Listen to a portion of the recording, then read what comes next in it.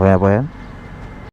So yun, nagpagas lang tayo mga kawan moto. Mag-rides kami ni Mrs. Juan sa may kilometer 90. Napunta na kami dun dati pero matagal na ulit. So tingnan natin kung ano yung mga pinagbago dun sa kilometer 90. Maganda dun. Saka nung pumunta kami ng December noon, sobrang lamig ng pag nasa taas ka na kasi sobrang mataas yun eh. Sobrang lamig, takas ng hangin. Ewan ko lang ngayon kasi October pa lang. So yan, samahan nyo kami ni Miss Juan na pupuntahan namin yung pupuntahan namin yung kilometer 90. So yan, tapos na tayo magpagas mga kawan mo to. Let's go, kilometer 90.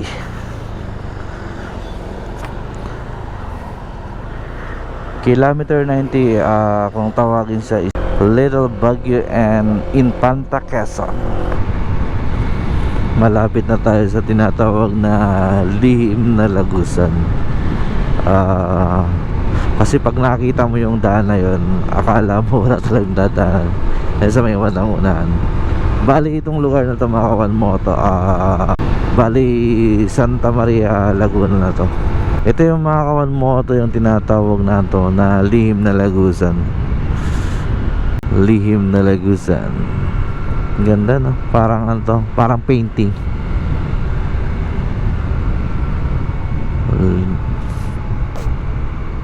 Parang may lalabas na to yung mga dinosaur.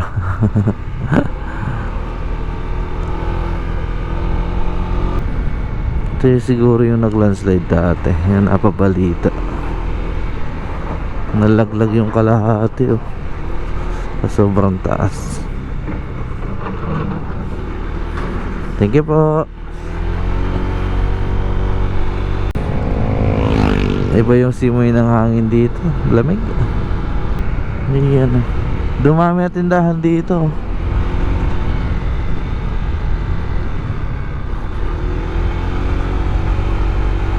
Huwag na tayo mag-stop over. Doon na tayo. Diretso na tayo ng diretso na tayo ng kilometer 90.